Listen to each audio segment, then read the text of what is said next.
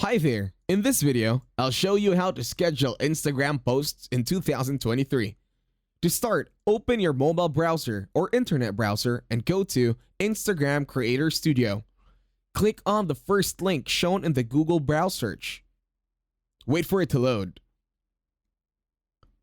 This will take you to Creator Studio on Facebook and Instagram. Now click on a new tab and go to Instagram.com.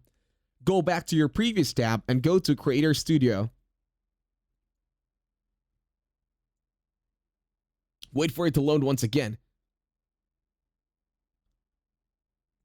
Now there will be extra windows appearing on your screen. All you gotta do here is wait for the X button to appear and then close all these other extra windows so you could get to creating and scheduling your post on Instagram.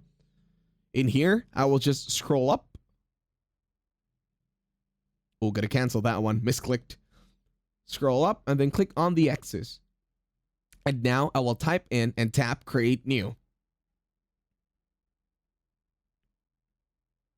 Now I'm going to click on Create Post. On Create Post, I will now just add the details over here, like description and everything.